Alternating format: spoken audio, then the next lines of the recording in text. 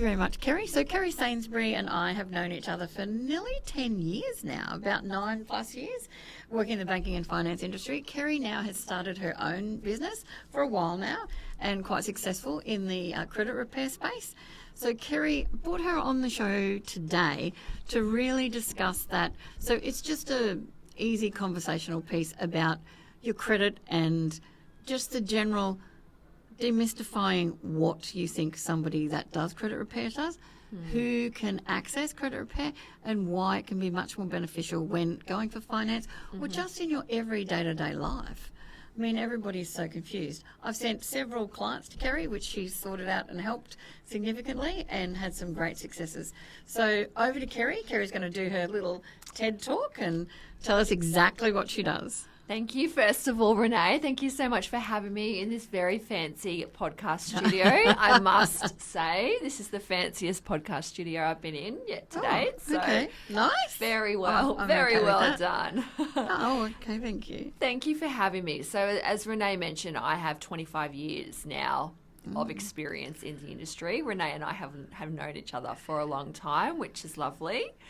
And I've worked for banks before, I've worked for brokers before, I was a BDM in the industry for 15 years in the third party space servicing brokers. And I'd done a little bit of work for a specialist lender and also for a credit repair agency. And that's just where I found my home. Like, I realised that it's these clients that don't realise that there is an actual option for you in terms of, let's say, for example, going to a CBA branch and being told you don't fit that one policy and thinking that you need to rent and that's your outcome for the long term. So when I worked at a specialist lender, I realised that it's a journey that you can potentially look at, potentially looking at a higher rate and journeying back onto that mainstream, so back to that mainstream rate, and realising these clients are not bad clients, or they're not clients that are different to someone that's a mainstream client. It's just that they're potentially self-employed, or they're potentially got a default, or there's something a little bit outside the square. Exactly. So when I worked for credit repair, when I worked for the specialist lender, it's funny, I was always told that credit repair was tarnished, bit of a rip-off. Clients would pay lots of money up front. They say that about credit repairs. They say that about alternate specialist, low doc private lending. And it's really those myths that are out there that you need to talk about, because credit repair can almost save someone's life. Well, that's the thing. Then I realised, I worked for a credit repair agency, and I realised, as long as you've got 2 to 8 weeks up your sleeve, it's not for everyone, but as long as you've got a few weeks up your sleeve and open to the credit repair agency, understanding your story and working through those errors and giving that option, it's going to save you so much in interest. If you go from, if there's just sort of you're outside the square because of credit reporting issues, we can bring you down potentially down from, for an example, 10, and you're the expert, not me, but 10% down to 6%, for example. So on an average loan of $550, a 4% is huge. It's going to be such a benefit for you. And I think it's the power, right? A lot of people, again, and this is why these podcasts work so well, because you have the power to question what's on your credit report, understanding what your score is. And why it's that score. Why these things are on there. And a lot of the time, sometimes you don't know. Well, I always say, you know what you know, but you don't know what you don't know. And some people find out that they've had other people. I've had clients with identity theft. I've had clients with ex-spouses. So Kerry has assisted one of my clients previously. She was a professional. She had left a domestic violence situation. She had 2 small kids. And what was her issue was she didn't know, and we didn't know. We'd put a home loan in, and I'd provided her and her ex-husband with a home loan previously, and the credit was fine. That was 6 to 12 months before. Then she was knocked back. The bank was lovely enough to not put a decline but a withdraw. So having relationships does help as well.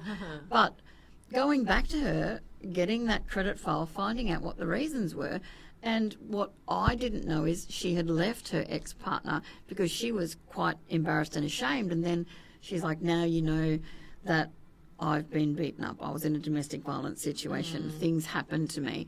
And now, my credit is terrible, my credit file. So I went, well, I know the gal that can help you.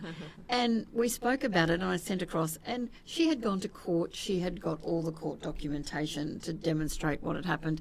And her ex-partner had said he had put loans under her name that she wasn't aware. So you literally saved her, and she's bought a property now that she lives in with her little kids. And she was from a declined loan through to going mainstream because there were things out of her control that also impacted your credit file. And sometimes it's those things. FIFO workers, that I get a lot of FIFO workers that will have defaults for something because they've moved from city to city where the work is, or from state, from Western Australia to Queensland, or Queensland to Western Australia, and they didn't pay their last Optus or Telstra bill. The telecommunications bills are huge. So they had a $4,000 bill that they didn't know about. 2 years later, we do a credit check and I say, well, you've got this default. So what were the issues? So different things impact home loans, personal loans, any sort of finance, debt consolidation to put you in a better cash flow position. And that's where you come in. So can you give us some examples of clients not knowing that they can use a credit repair company and to get them into a better position? Because it's a great service and you change people's lives. I think key as well is to recognise that you are responsible for your credit report as well. So to be aware of what your score is, even if they come to you, or I've got websites that they can go and that you can go and have a look at. You can actually check these websites for free every 3 months, and it doesn't stamp. So for me, one is I guess getting that word out that we should be aware of what our score is, because the issue we've got is as the credit reporting system has evolved. Oh, it's very different than 10 years ago. There is no hiding. Every debt, every regulated debt, the repayment history is reported for 24 months. Every time you go for any type of finance, and remember there's so many types of finance now. We've got buy now, pay later schemes. We've got short-term loans. We've got business loans. Every time you... And I'm going to ask about a buy now, pay later scheme because I'm not a fan. Literally my personal advice now is just... Don't. Yeah, but we'll dive into that deeper, and I can give you some scenarios as to why. But that every time you apply for any finance, remember it's going to affect your credit score by 50 to 150 points. So I see that a bit because there are so many different types of finances now. Plus, there's the regulated debts that are being, the repayment history is reported. So it's so important to protect our credit score more than ever. We only have 1,200 points every 5 years.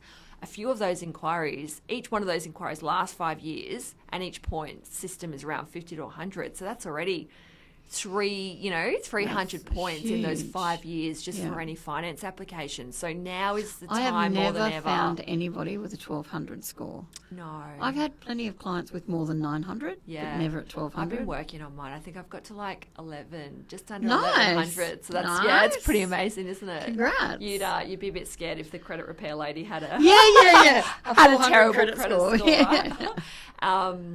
And it's just education, really. Like it's just that we're not aware of how quickly that score can be impacted. Like we need around a 650, inquiries right? impact. You don't have to go and accept the loan.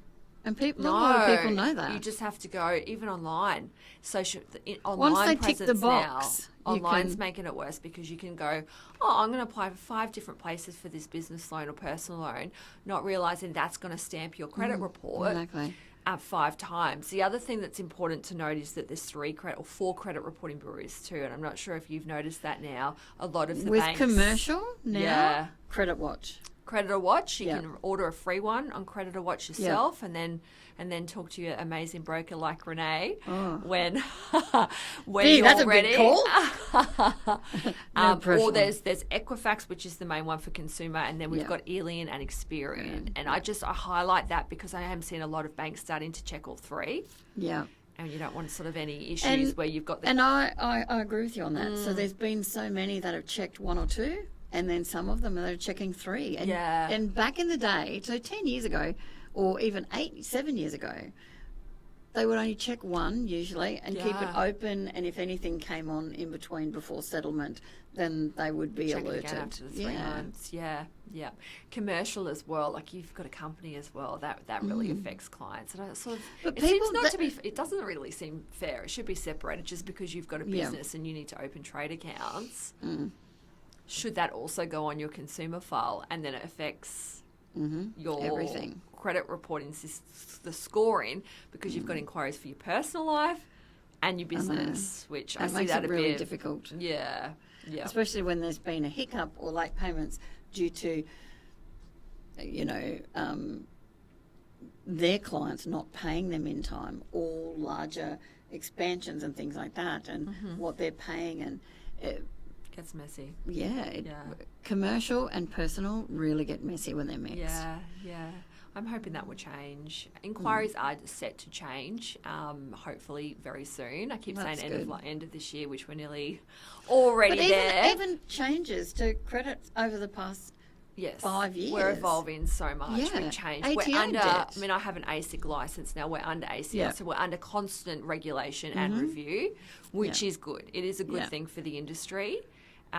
Because there are some things that make it super hard, especially these inquiries. But as I said, that will change eventually. Yeah. That more, if, for example, asset finance has changed that we can do soft inquiries a bit more. That the lenders will Yeah. accept pre-approvals, and that should follow suit with the other sides of the industries. good. Yeah. So can you tell me a little bit about the buy now, pay later? Because that is the Yes. bane of my existence. I know. I remember presenting this years ago. Like, this is going But to be there's an still issue. there is still so many It's people, worse and worse. especially high school students. So I've stood in front of high school students and given them a financial talk about, with your first job, you put 10 to 20% away, and you'll have great credit savings, and these are the things you look out for if you change your bank account, blah blah blah. Doing those general financial education things, but the younger, there was a study showing the demographics, and most buy now, pay later, it's everybody now, up into 80 years of age, but most of them are under 25, like a huge part of society. And at that younger age, you're invincible, okay? We all think we're invincible when we're younger, but we don't understand the impact of the buy now, pay later schemes. I know. I initially years ago, it was something that I was presenting saying watch out, and now they weren't regulated initially. Do you remember that? Anyone could Yes, anyone can go and get an account. And now they're regulated, which means you do have to have you have to apply. Yep. However, because they're regulated, the repayment history, so the 24 months repayment history is reported on that credit report, and I'm seeing so many defaults where they just can't get hold of the client, they've moved address even, or something's happened, who knows. Yeah. For a $200 account, the client's now got late payments on their credit report and a default. Yeah, how many points is that? Well, just one $200 account, you've got late payments and the default, maybe 300-400 points.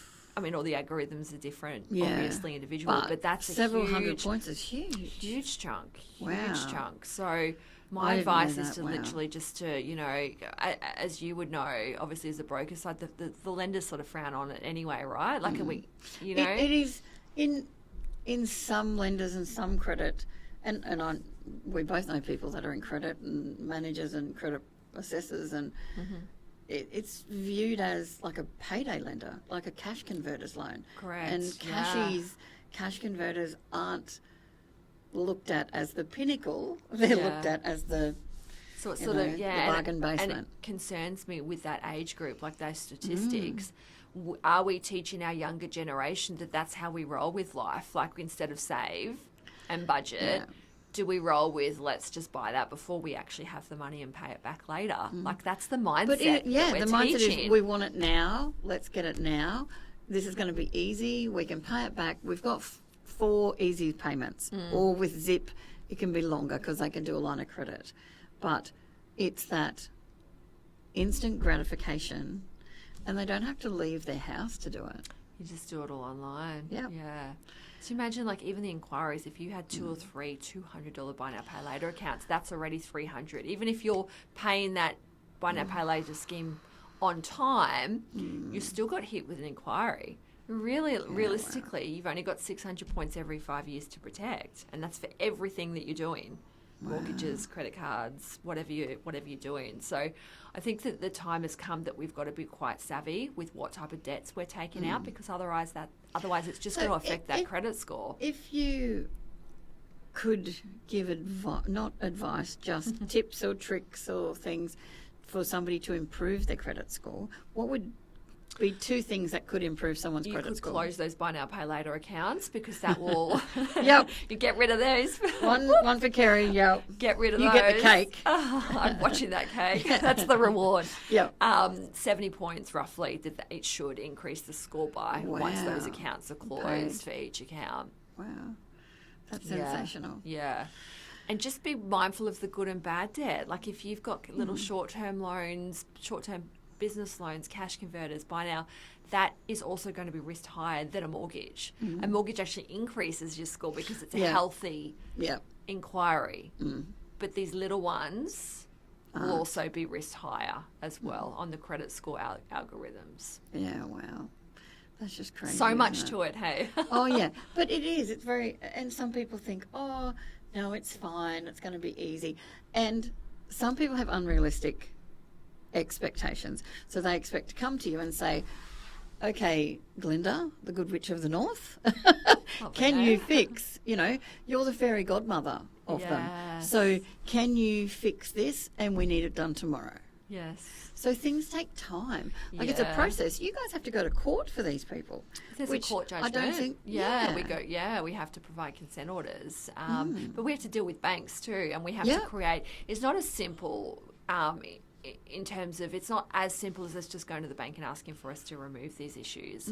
We are right in a case where we're having a conversation with you, we're understanding your story, and then we write a case in terms of your grounds and also trying to find grounds from the other end in terms of the processes in the legislation that has been missed. So it's not as easy as you said. It does take time, right? We're back and forth. And everyone's perception is, well, I'm going to pay you for this service. I want you to do it now. Yes. You don't have to do much. You're just going to make a phone call. It's really not that. It's the same as like a broker or somebody else. We all have to do certain things. But yours... There's some work to it. Exactly. There's some work to it, yeah. And if it was that easy, we wouldn't have credit repair agencies around that are licensed, It's not a tick and flick. It's you earn your money. Yeah. Same as you, I guess, as well. You're providing that service where you have 30 options for your customers instead of someone going straight into instead of going to a branch where there's that one policy. Yeah.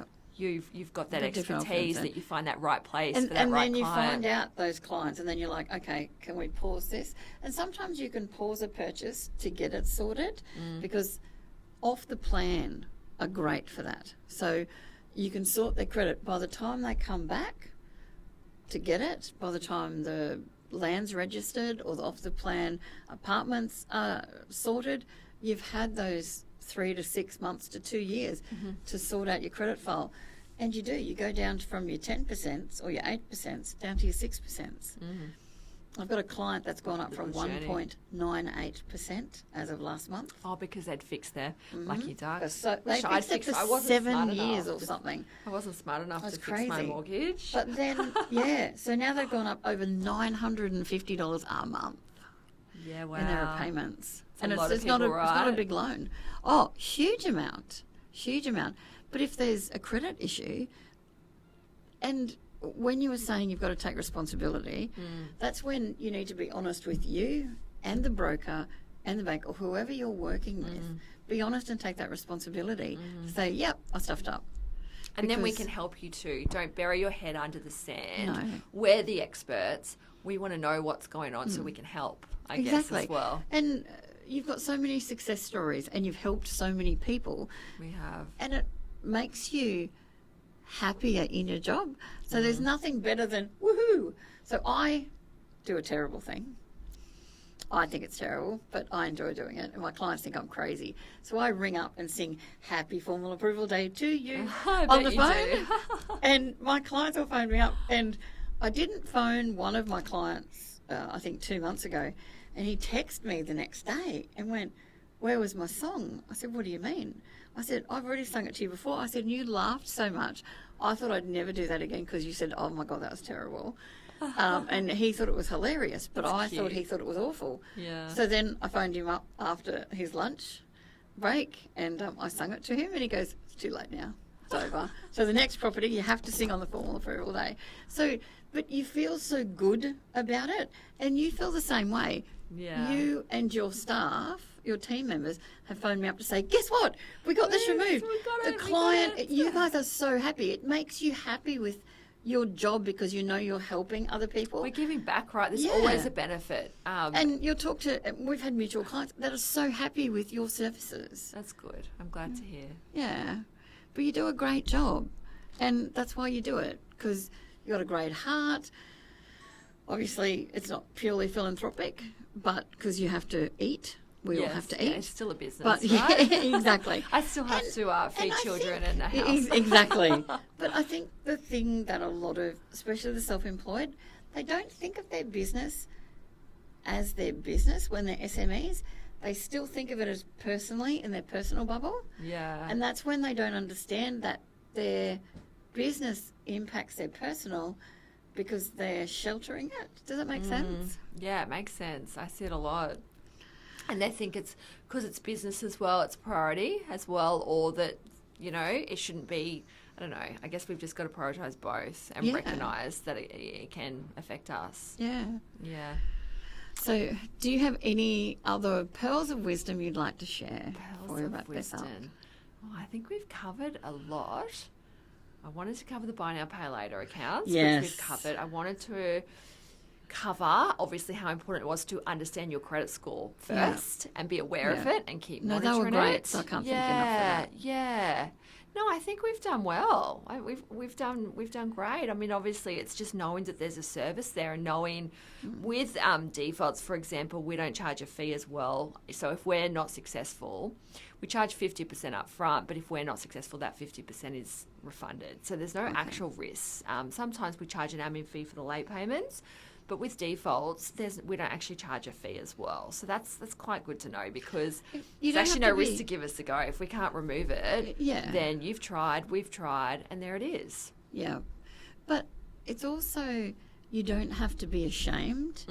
There's companies like yours out there, and your company provides a service to assist those people that's the worst thing. Often people will come to a broker, and back in the day, and even clients, they come to you when it's already fallen over. Sometimes once you start sliding down the mountain, come and see us and come and see you Yeah. because you can fix it and it's much easier. But it's not something to be embarrassed or ashamed about. Yes. This happens to everybody. Richard Branson has been Bankrupt how many times? Donald Trump, how many times? It's You know? success. Yes. Failures equal success. And If you I have never had lots failed, of you never failures. success. Exactly. A good little news story is when you were saying don't bury your head under the sand, because I obviously got a podcast as well, and Yeah. I had Tax Assure on there, which is Oh, the yeah. tax debt Yeah. people that I refer to. And it was a client that her husband had died and she's inherited the business, but he'd done all the financials. He'd looked after all the financials. And she'd been listening to the podcast, and that podcast come on about being able to remove, set up a payment plan for the tax debts and get the tax default off the credit report. Yeah. And she's just back on, she was just not sure what to do. She had a tax default, she had ATO debt, she wasn't managing her finances. So between myself and Tax Assure, we were able to assist her in just getting those financial habits in play because she, unfortunately, her husband because did everything. her bit was this and his bit was that. Yeah, so wow. things Isn't like that that, right? To lovely? go, I'll speak up. I'm going to try and make myself aware and listen to these podcasts and then learn from them. If you only earn or learn one thing from each podcast, Yes. we've done well. Yes. You only need to learn one thing. We all know this much, but there is so much. So much more to learn. Yeah, And 100%. we can get the raw, Well, I learned the other juicy day. stuff from a podcast. This stuff you don't see on the media. Oh, exactly. And extra payments, all sorts of things. You Yeah. don't see that. And the majors don't push that as well. No. But the other day I was talking to a private lender, and there's more than 300 businesses that will lend money privately in Australia alone. That's huge. Yeah, wow. That's without your non-banks and your fintechs and everybody else. That's just another That's option. insane. Another Yeah. option that you don't have to be, If you need something short-term for a period of time. Another little journey that you can head on. Yeah, development, construction funding, that sort of thing. When it's all a bit different outside types the of stuff. square. Yeah. So, it's amazing the things that you learn over time. But thank you so much. I can't thank you enough. You've been fantastic. Thank you. The podcasts are coming on board on the 1st of December. They'll be rolled out over December, January and February. So thank you very much for coming on board and for your time. Thank you very much for having me. Good